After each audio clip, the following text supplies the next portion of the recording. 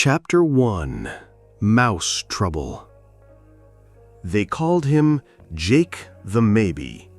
Not to his face, of course. He was too polite, too quiet to invite teasing.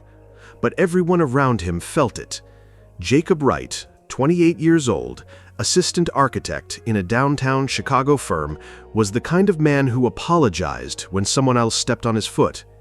You've seen men like him, shoulders drawn inward like winter branches, voice always just underconfident, smiling too quickly when nervous, which was often.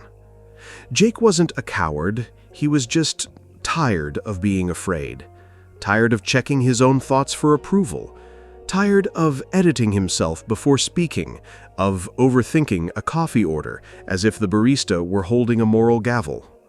What if they think I'm cheap if I don't add the extra shot? He'd ask himself, heart tapping in his chest. And so, more often than not, he'd settle for something he didn't want, just to avoid being noticed. But inside, inside there was thunder. Every evening, behind the anonymity of his blog, he would write with fire, rants about his boss, about his life, about the world. He called it Quiet Roar. The entries were fierce, honest, even brilliant, and then with trembling hands and a pounding heart, he would delete them. Every time. Just in case someone saw. Just in case someone judged. That was the world Jake lived in, a padded cell of politeness and paralysis. Then came the book. It happened on a Saturday when he ducked into a used comic shop to escape the cold, the kind of place that smells like dust, cardboard, and nostalgia. While browsing between shelves of plastic-wrapped superheroes, Jake's hand landed on something different. Tucked between volumes of manga was a weathered paperback, The Book of 5 Rings by Miyamoto Musashi. He didn't know why he bought it. Maybe it was the title. Maybe it was the look of the cover. Simple, black and red, no gimmicks. Maybe it was fate. He bought it, tucked it under his arm, and walked out into the snow. That was the day his world began to change. That same evening, book in his coat pocket, Jake cut through the park on his way home. The city was quiet, blanketed in fresh snow. Most benches were buried under it, except one. On that bench sat an old Japanese man, methodically clearing the snow in a wide circle around him. But it wasn't the act that caught his attention. It was how he did it. There was a rhythm to his motion, a kind of ritual. The snow shovel moved not with speed, but with precision, like calligraphy written with a blade. Every gesture was deliberate, focused, as if the man wasn't clearing snow at all, but shaping something invisible. Jake slowed. He watched, and that's when he saw the scar. A long, pale line crossed the old man's back, just visible above the collar of his coat. It was shaped like a sword, and then crossed through by another line. A blade broken or sheathed? He couldn't tell. The old man stopped, turned, and without missing a beat, said in a voice that cut through the silence like steel, "You smell of fear, like rotten fish under the sun." Jake blinked. "Excuse me?" The man stood up. He was shorter than Jake, but he felt taller, like a mountain feels taller than a tower. He looked Jake up and down. "Fear sweats. It shows in the eyes. Yours dart like prey. You write what you do not say. You breathe, but do not live." Jake swallowed. Do I know you?" The man smirked. "You knew me the moment you bought that book." He nodded to Jake's coat pocket, the Book of 5 Rings pressed lightly against his chest like a second heartbeat. Jake looked down. "Are you a teacher?" "No," the man said, "but you need one." And just like that, he turned and walked away, back into the snow, shovel over his shoulder like a sword. Jake stood still for a long time. Something ancient stirred in his chest. Not fear, not quite. Recognition. Musashi once wrote, "When you understand the rhythm of any situation, you see its emptiness and fullness, its rise and fall." That night, Jake couldn't sleep. Not from anxiety, but from awareness. Something had shifted. The rhythm of his life, long dulled by hesitation, had been struck like a gong. And it had begun with insult, with truth, with the eyes of a stranger who saw straight through his skin and into the quivering mouse inside. But mice, after all, can learn to move like warriors. Chapter 2. Lessons in the Basement. It started with silence, not the kind that fills a room when the TV's off and the fridge hums. I'm talking about that real silence, the one that creeps in when you finally stop running from yourself. Jake didn't know it at the time, but the basement of that old Japanese man's house was no ordinary place. It was a dojo without swords, a chapel without prayers. It smelled like cedar and old leather, and purpose. Takeshi never raised his voice, never explained more than necessary. He wasn't interested in teaching Jake how to fight. He was teaching him why not to. That's a different kind of battle. "The sword is not your weapon," Takeshi said that first evening down there. "Your weapon is your awareness, your attention, your breath." Jake just stood there, confused, holding a broom like it might bite him. "First lesson," Takeshi whispered, tapping Jake's temple. "Become invisible." And so began Jake's week of walking like a ghost through his own life.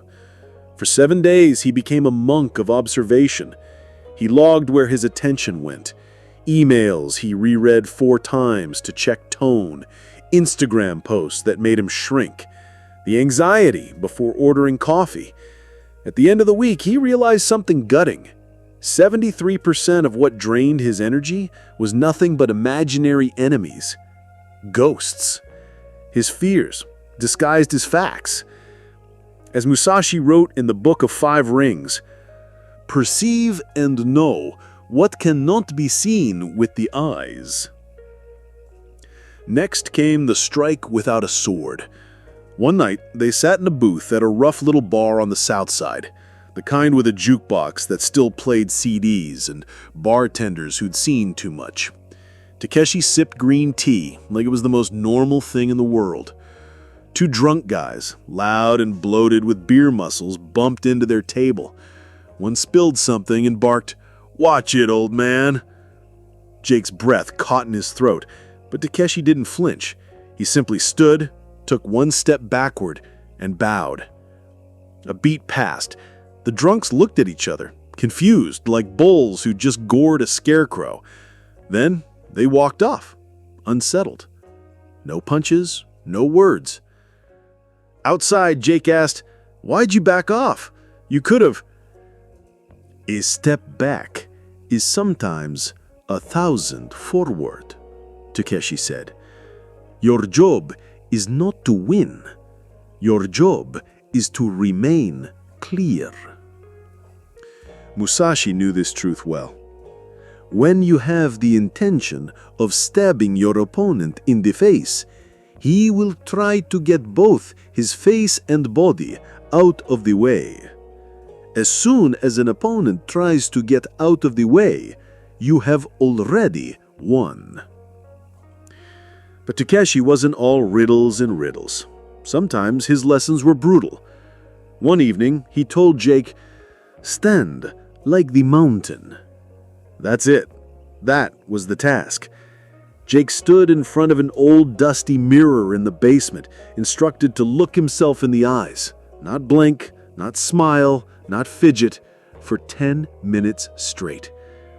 The first attempt, he barely lasted 30 seconds.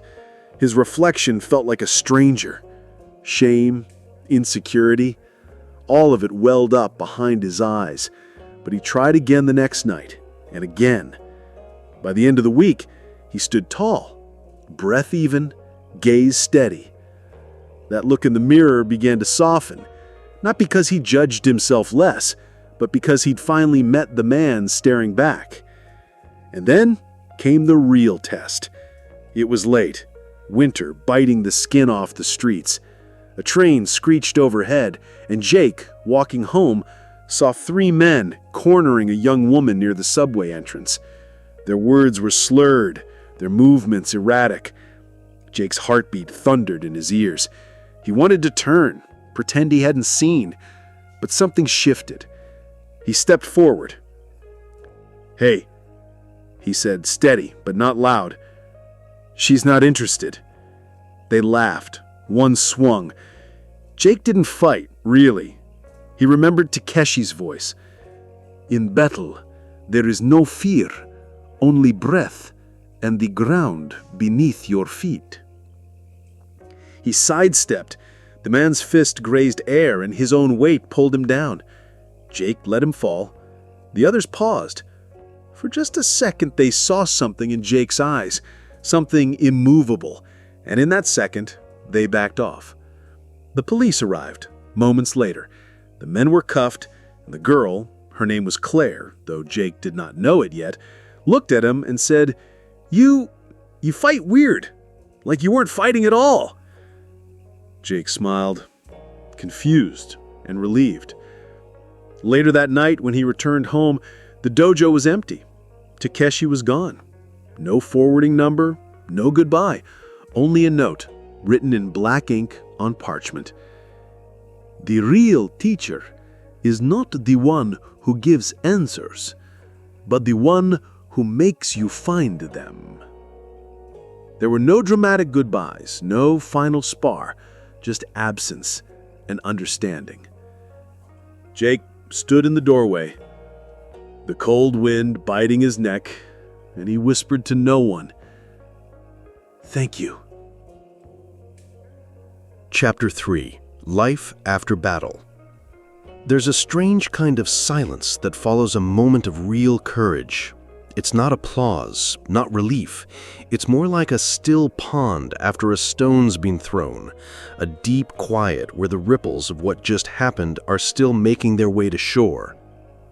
Jake woke up the morning after the subway incident with sore ribs and a vague sense that something had shifted permanently. Not just in his body, but in the arrangement of his thoughts. The world outside hadn't changed.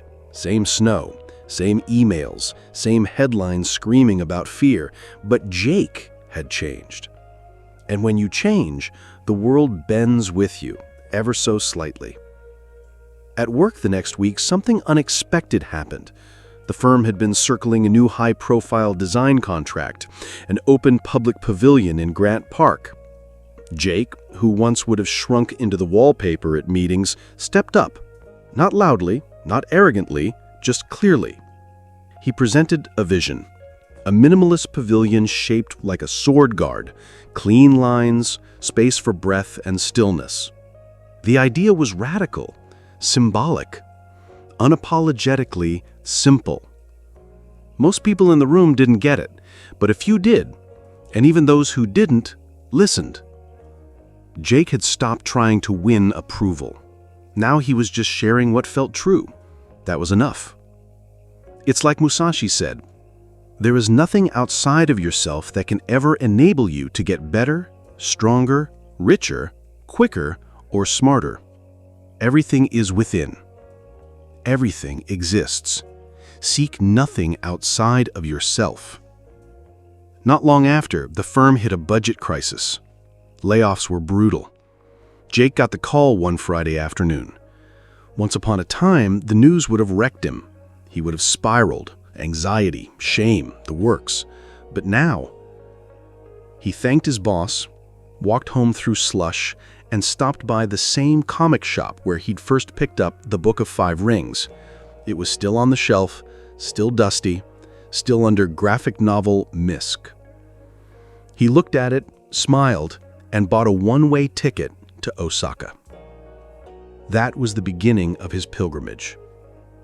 He didn't have a clear plan, just a knowing that whatever Musashi had written with ink, he had lived with blood.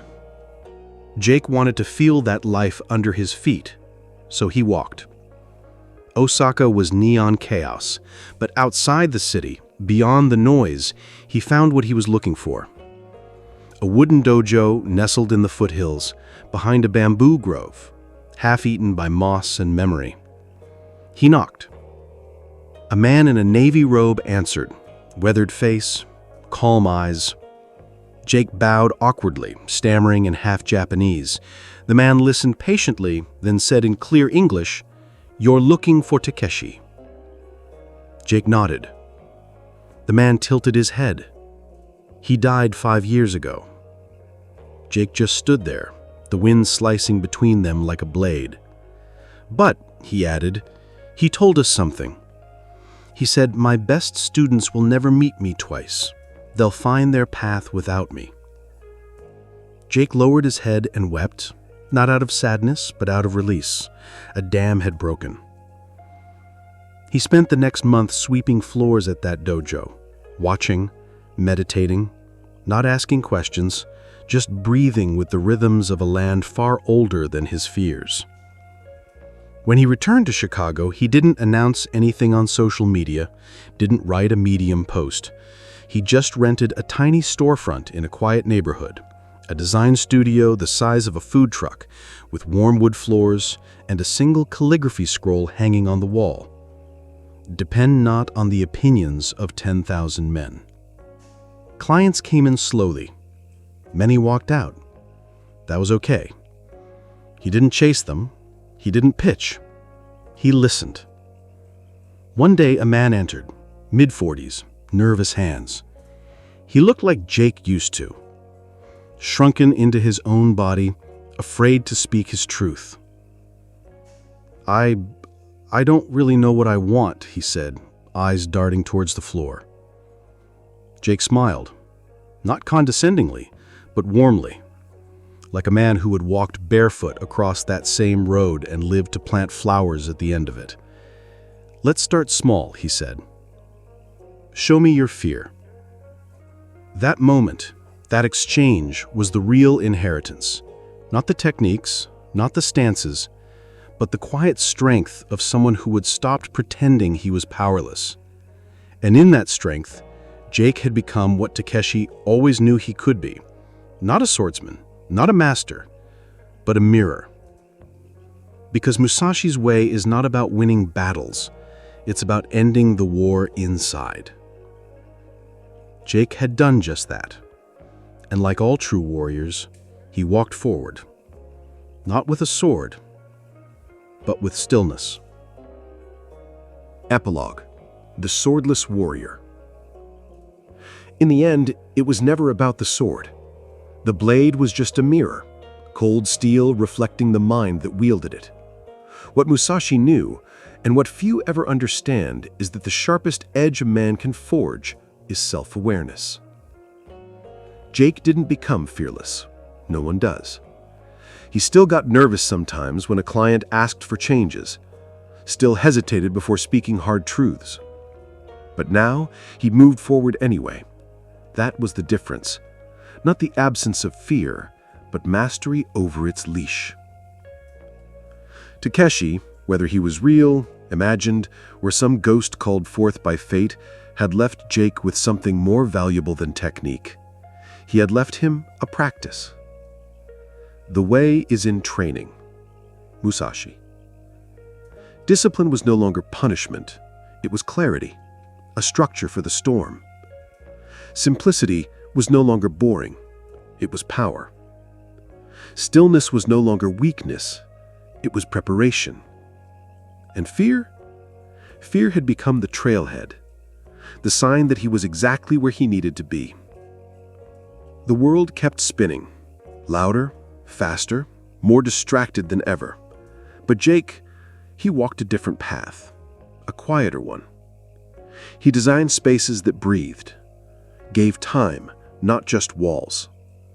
When people came to him for answers, he asked them questions. When they brought chaos, he offered presence. He was not a legend, not famous. But the ripples of his stillness reached farther than noise ever could, because the warrior's way, in truth, has little to do with combat. It is the art of not needing to attack. The strength to hold your ground, not to dominate, but to remain undisturbed. That's what Musashi meant when he said, "You must understand that there is more than one path to the top of the mountain." And Jake had found his.